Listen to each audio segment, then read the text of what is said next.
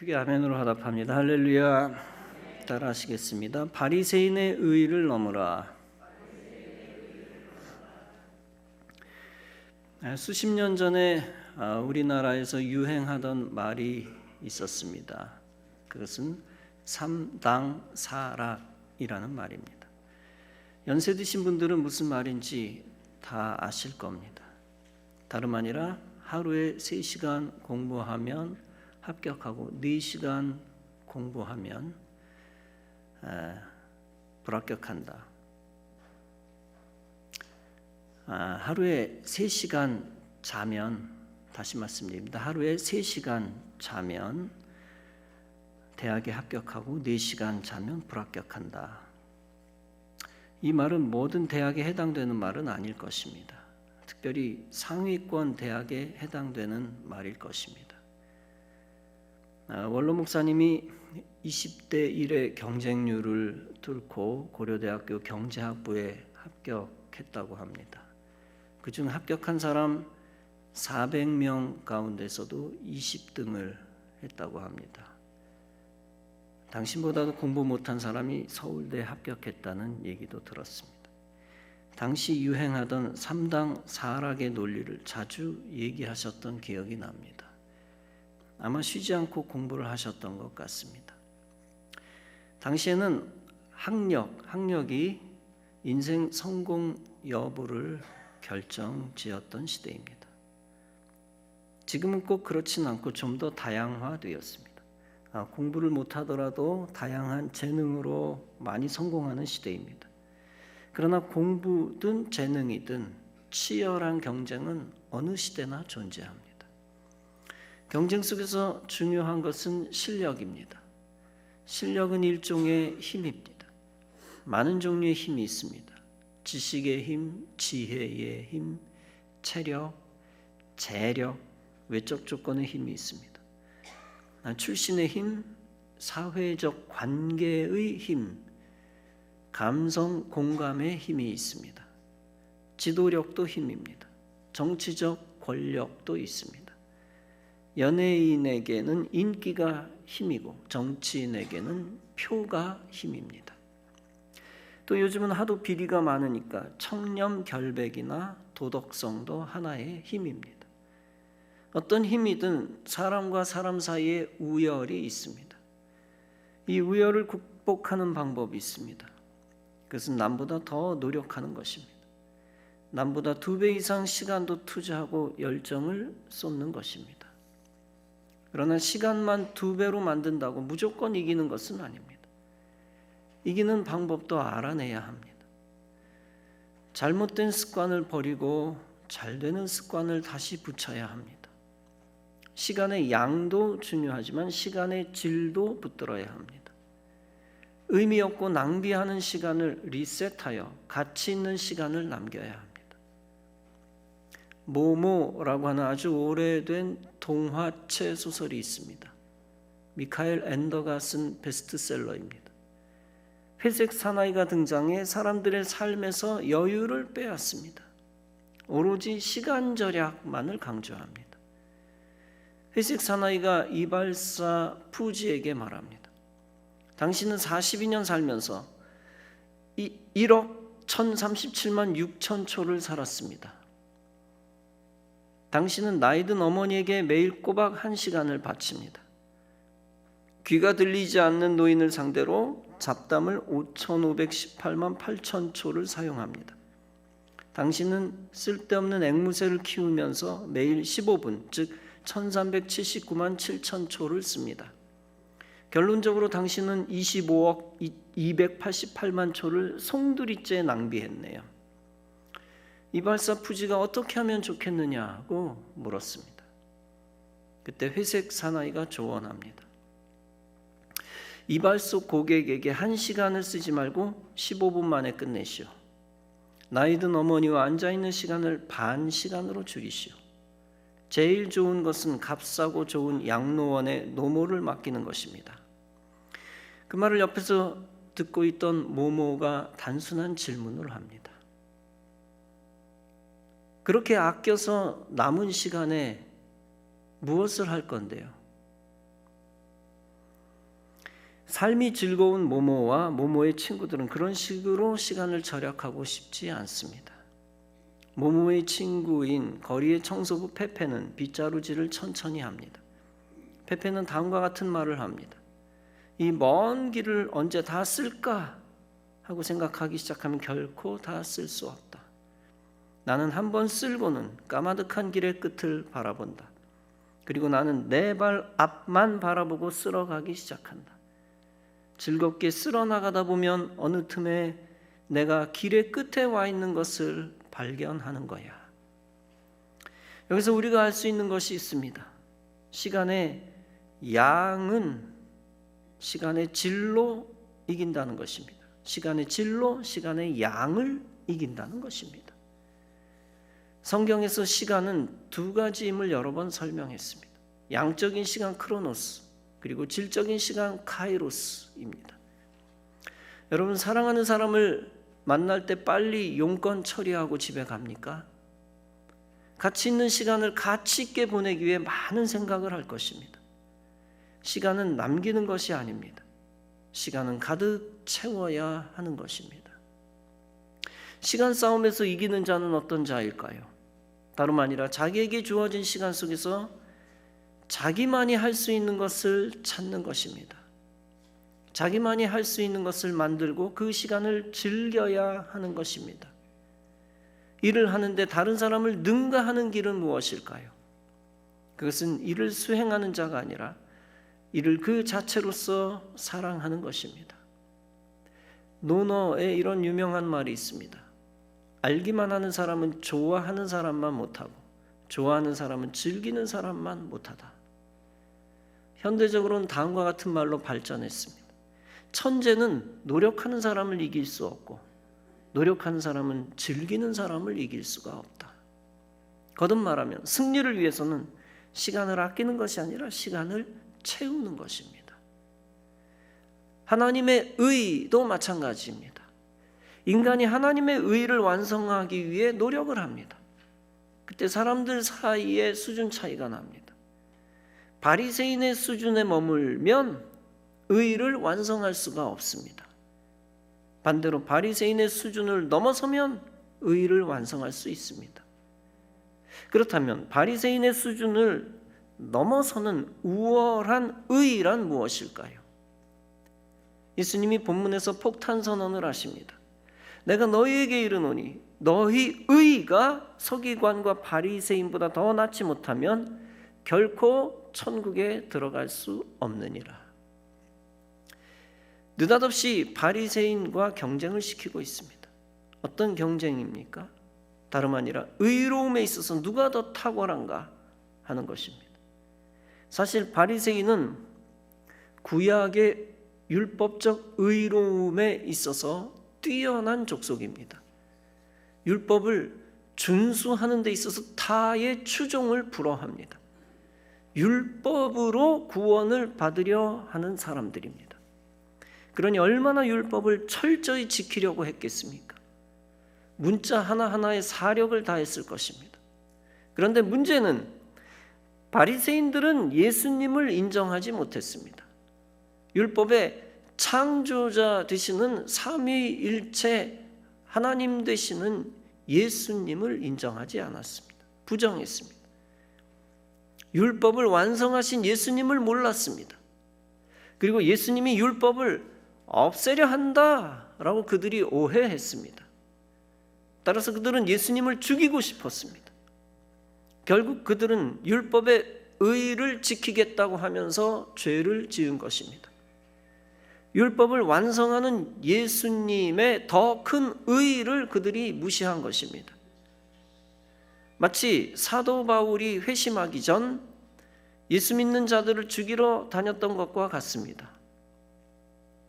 그는 하나님을 위한다고 하면서 하나님을 대적한 것입니다. 바리새인들도 하나님을 위한다고 하면서 하나님을 대적하고 있습니다. 바리새인들은 철저히 예수님을 오해합니다. 예수는 율법 파괴주의자다 라고 오해합니다. 그러나 정작 예수님 자신은 율법을 무너뜨리지 않으셨습니다. 오히려 율법을 완성하러 오셨다라고 강조하고 있습니다. 내가 율법이나 선지자나 폐하러 온 줄로 오해하지 마라. 오히려 율법을 완성하러 왔다고 강조하십니다. 하나님은 거룩하신 하나님입니다. 이 하나님의 거룩하심이 율법을 통해서 영원히 있는 것입니다. 바로 예수님은 이 거룩한 율법을 사랑으로 완성하셨습니다. 예수님은 다음과 같이 말씀하십니다. 네 마음을 다하고 힘을 다하고 뜻을 다하고 목숨을 다하고 주 하나님을 사랑하고 네 이웃을 네 몸과 같이 사랑하라. 더 나아가 예수님은 성부 하나님께 완전히 순종하여 십자가를 지십니다. 따라서 율법을 완성하십니다. 인간이 율법을 지켜 구원받는 것은 불가능합니다. 왜냐하면 실제로 인간은 율법을 100% 지킬 수 없기 때문입니다. 구원받을 가능성이 1%도 없습니다. 그러나 율법을 완성하신 예수님을 믿을 때 우리는 구원을 받습니다. 예수님이 율법, 즉 하나님의 말씀 자체가 되십니다. 그리고 예수님이 죄를 다 사해 주셨습니다. 예수님이 율법의 의로움을 우리에게 주셨습니다. 전가된 의죠. 따라서 예수님이 율법을 완성하신 것입니다. 더 나아가 이렇게 말씀하십니다. 진실로 너에게 이르노니 천지가 없어지기 전에는 율법의 1.1획이라도 결코 없어지지 아니하리라. 누구든 이 계명 중에 지극히 작은 것 하나라도 버리면 안 된다. 심지어 제자들과 바리새인들을 경쟁 붙이고 계십니다. 너희 의가 바리새인보다 낫지 않으면 결코 천국에 들어가지 못한다. 이렇게 예수님은 율법을 높이 평가하십니다. 율법의 절대 권위를 인정하십니다. 율법의 절대 권위란 하나님의 영원한 의로움을 말합니다. 우리는 율법을 통하여 하나님의 의중을 알게 됩니다. 왜 하나님께서 우상 숭배를 하지 말라고 하시는지, 왜 살인하지 말라고 하시는지, 왜 간음하지 말라고 하시는지 우리는 이 법을 통해 하나님의 심정을 읽을 수 있습니다. 이제 우리는 예수님이 원하시는 결론에 도달할 수 있습니다. 즉 바리새인보다 뛰어난 의를 이루는 제자가 되는 것입니다. 그 길은 율법을 완성하신 예수 안에서 율법을 지켜야 한다는 것입니다. 첫째는 예수님을 온전히 믿어 율법의 의를 얻어야 한다는 것입니다.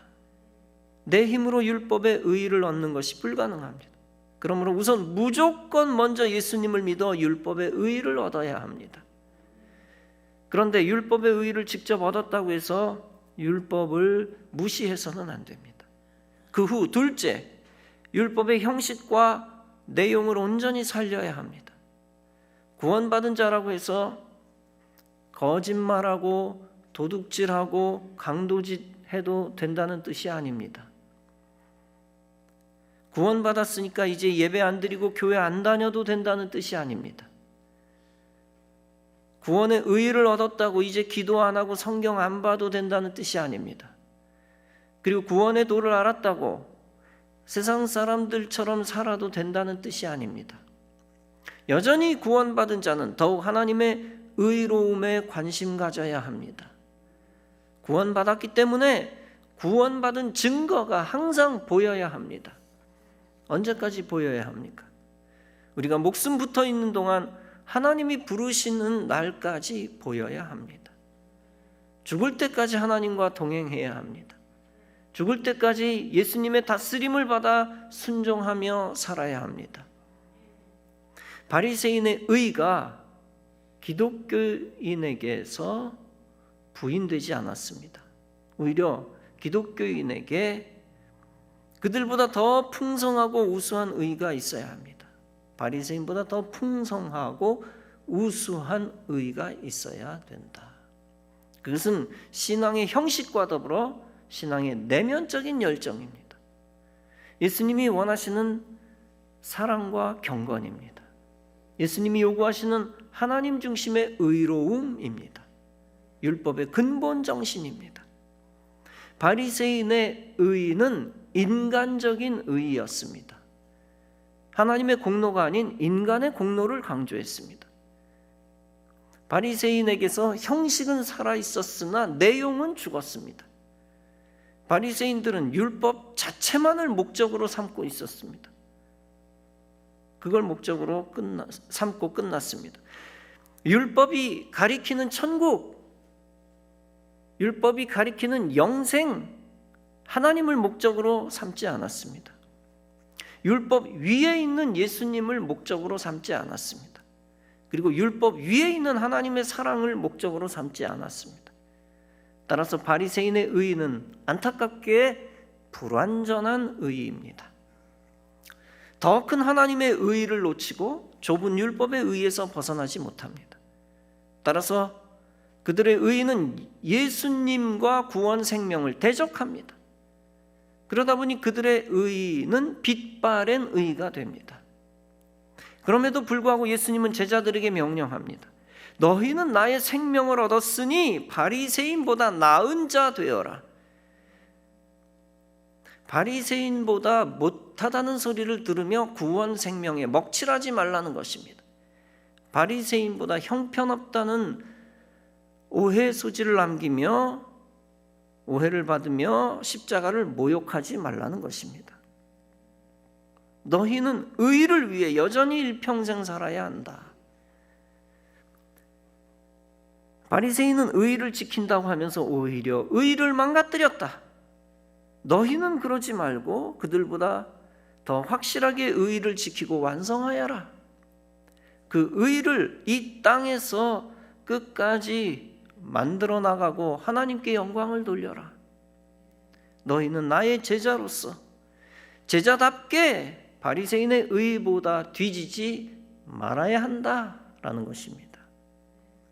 무엇보다 바리새인의 율법적 의에 대한 열심을 보고 배우라는 것입니다. 안타깝게 당시 예수님의 대적은 바리새인과 유대인이었습니다. 율법을 지키려고 노력한 모습은 바람직한 모습입니다. 그러나 더 큰 율법의 의의를 모르고 예수님을 죽이려 했습니다. 결과적으로 그들은 예수님의 대적 노릇을 했습니다. 그럼에도 불구하고 예수님은 대적의 열심을 강조합니다. 바리새인의 율법적 의의를 예수님은 부인하지 않았습니다. 그리고 제자들에게 그 대적들을 보고 배우라고 하신 것입니다. 의의를 지키려는 그 모습에 있어서는 그들을 뛰어넘으라는 것입니다. 외적인 모습과 열정에서 뒤지지 말라는 것입니다. 더 나아가 율법 정신까지 더 확실하게 지키라는 숙제를 내주십니다. 따라서 예수님은 제자들에게 더 많은 정신적, 육체적, 영적 요구를 하신 것입니다. 과제를 더 많이 내주신 것입니다. 이 사건을 통해 우리가 확대 해석해야 할 것이 있습니다. 우리는 세상 사람에게 뒤지는 일이 있어서는 안 된다는 것입니다. 도덕적으로나 성실성에 있어서나 양심에 있어서나 뒤져서는 안 된다는 것입니다. 더 나아가 이교도들이나 기독교의 적에게서 뒤져서도 안 된다는 것입니다. 몰몬교는 미국의 기독교 이단입니다. 그들은 성경 이외의 몰몬경이라고 하는 한심하고 형편없는 경전을 더 믿고 있습니다. 롬니라고 하는 공화당 대통령 후보까지 낸 적이 있습니다. 그런데 그들에게서 정평이 나 있는 것이 있습니다. 굉장히 경건하고 깨끗하게 살려고 금욕적으로 절제한다는 것입니다. 술, 담배는 당연히 배격합니다. 멸망할 이단도 이 땅에서는 형식적으로라도 거룩하게 살려고 합니다. 그런데 생명 있는 우리 기독교가 이교도보다 방탕해서야 되겠습니까? 우리는 이교도들의 금욕적인 열심에 터무니없이 뒤져서는 안 됩니다. 얼마 전 북한에서 제8차 노동당 당대회가 있었습니다. 그런데 놀라운 기사를 신문에서 보았습니다. 기록적인 추위 한파에도 지난 10일 심야 열병식을 강행했다는 것입니다. 그날 평양의 최저 기온은 영하 16도를 기록했습니다. 캄캄한 0시부터 열병식을 시작했습니다. 따라서 당시 체감 온도는 영하 20도라고 합니다. 그렇게 혹한의 자정에 강행한 이유가 있습니다. 중국 코로나 한파에도 체제적 결속을 완성하기 위해, 안팎에 과시하기 위해서입니다. 또 다른 이유가 있습니다. 그것은 심야에 조명과 음악을 연출함으로써 드라마틱한 효과를 극대화하기 위해서입니다. 이 사건을 보면서 설교자는 생각해 보았습니다. 저렇게 마귀 지도자를 위해서도 0시에 망할 짓을 하는구나. 그런데 그 멸망할 사람들에 비해 우리는 너무 약하구나. 특히 우리 기독교인들은 그들의 열심에 너무 한참 뒤지는구나. 방역 당국이 겁을 주니까 한국 교회 대부분 0시 예배를 피하지 않았나?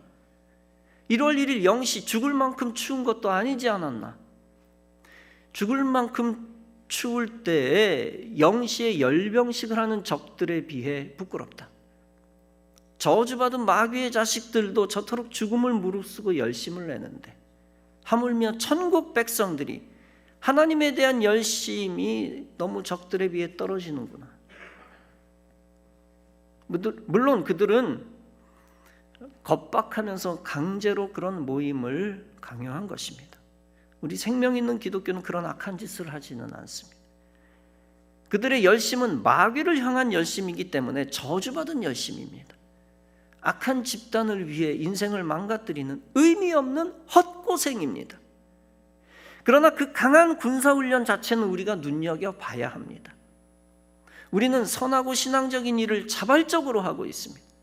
자발적이기 때문에 해이해질 수 있고 약해질 수 있습니다.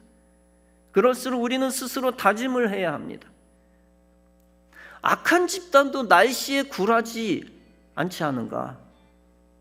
그런데 하물며 생명 있는 신앙 공동체가 날씨에 굴해서야 되겠는가? 따라서 요즘은 새벽 예배 때 집을 나서면서 북한 애들 생각을 많이 합니다. 특히 요즘 눈이 많고 매주 눈이 내렸죠. 눈이 많고 비도 많고 매서운 바람이 불 때 더욱 그렇습니다. 노예처럼 사는 북한 군인들을 가끔 떠올립니다. 남한보다도 더 추운 곳에서 이를 악물고 훈련하는 모습을 상상합니다. 우리의 주적들에 비해 한국 교인들이 육체적으로 더 고생하는 일이 있는가? 대적들에 비하면 추운 날씨에 예배드리는 것이 고생이랄 수 있는가? 북한 군인과 비교할 필요도 없이 러시아 어린이들을 떠올리면 됩니다. 세계에서 가장 추운 도시 중 하나가 러시아 야쿠츠크입니다. 이 도시는 1월 평균 기온이 영하 40도입니다. 인구는 31만 명이나 됩니다. 19세기에 금광이 발견되면서 러시아인들이 많이 이주했습니다. 사방이 온통 겨울왕국처럼 눈과 얼음으로 뒤덮여 있습니다. 곳곳에는 고드름이 달려있다고 합니다. 제설 작업이 쉴 새 없이 이루어지고 시장에서는 꽁꽁 언 생선과 고기를 팝니다. 현지인들은 눈만 빼고 온몸을 모피로 감싼 옷을 입고 가죽신을 신고 다닙니다. 그럼 학교의 휴교령은 언제 떨어질까요? 초등학교는 영하 45도, 중학교는 영하 48도, 고등학교는 영하 50도입니다. 쉽게 말해서 초등학생은 영하 40도에도 무조건 학교에 걸어와야 된다는 겁니다. 고등학생은 영하 49도에도 학교에 등교해야 된다는 얘기입니다. 학교는 세상 지식을 얻는 곳입니다. 영적 생명을 지켜나가거나 신앙 훈련 받는 곳이 아닙니다. 그런 학교에 등교하기 위해서도 어린이가 영하 40도에 밖에 나옵니다. 그런 도시 어린이를 떠올린다면 우리는 핑계댈 수가 없습니다. 눈이 온다고 주일 예배를 결석할 수 있습니까? 영하 10도가 되어 체감 온도가 영하 20도라도 새벽 예배를 빼먹을 수 있습니까? 여러분, 우리의 신앙적 열심이 러시아 어린이들의 학구열보다 떨어져서야 되겠습니까? 마땅한 신앙적 의무가 환경에 굴복당해서야 되겠습니까? 미국 텍사스에 여러 달 머문 적이 있습니다. 텍사스라고 하는 곳은 산이 거의 없고 평지, 광활한 평지가 있는 사막 기후의 장소입니다. 제가 폴트워스에서 살고 있었는데 떡볶이 파는 데가 없습니다. 그 떡볶이를 먹고 싶어 큰맘 먹고 달라스로 달려갔습니다. 1시간 동안 운전해서 갔습니다. 그거 하나만 위해 간 게 아니고 겸사겸사해서 갔습니다.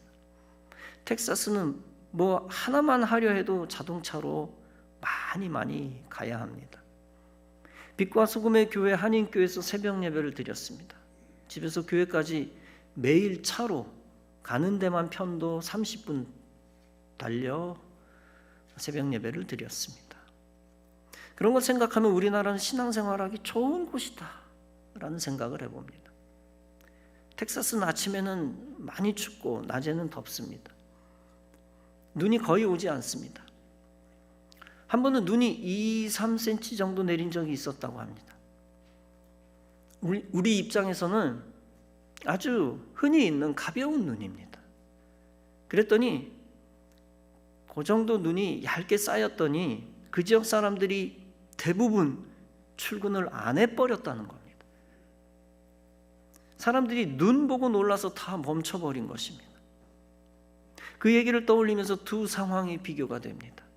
지구촌 한 곳에서는 영하 40도의 초등학생이 등교를 합니다. 그런데 또 한 곳에서는 얇은 눈의 사람들이 출근을 안 해버립니다. 여러분, 어떻게 보면 이것은 의지의 문제요, 훈련의 문제입니다. 우리는 수많은 사람들의 다양한 삶을 통해 우리를 조명해 보아야 합니다. 그리고 어려운 환경을 넘어서는 사람들을 귀감 삼아야 합니다. 신앙의 위인들의 삶을 당연히 본받아야 합니다. 심지어 우리의 대적들이 환경을 넘어서는 전술 전략도 배워야 합니다. 무엇보다도 예수님의 명령대로 바리새인의 의조차 넘어서야 합니다. 예수님의 무서운 책망을 받았던 바리새인들입니다. 그러나 때로는 예수님은 제자들을 향하여 그들의 의조차 넘어서라 하십니다. 오늘날로 말하면 기독교인을 향하여 그들의 의보다 뛰어나라 라고 하십니다. 그들의 형식적, 내용적 모든 열심과도 비교하라 하십니다. 그것이 우리의 믿음과 신앙생활에 도전이 되기 때문입니다. 그로 인하여 우리의 믿음의 의가 더욱 성장하기 때문입니다. 사랑하는 성도 여러분, 하나님은 이 시대에 여전히 우리에게 하나님의 의를 원하십니다. 불의의 세상 속에서 정의를 원하십니다. 더러움과 죄악 세상 속에서 거룩함을 원하십니다. 신앙의 나태함이 퍼진 교회들 속에서 성도의 신앙적 열정을 원하십니다. 그리고 우상 숭배 시대 속에서 하나님을 높이는 하늘의 의를 원하십니다.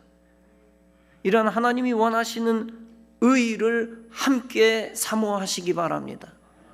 그리고 그 의를 회복시키시기 바랍니다. 악한 대적도 이기고 불리한 환경도 넘어서고 하나님의 의를 지키시기 바랍니다. 그때 하나님이 여러분을 더욱 의롭다 인정해 주실 것입니다. 그리고 그 의로 인하여 여러분을 가치 있게 하시고 복되게 하실 것입니다. 의를 사모하여 의를 회복하고 그 의를 얻고 세상을 이기는 성도 여러분 다 되어지시기를 주님의 이름으로 축원합니다. 기도하시겠습니다.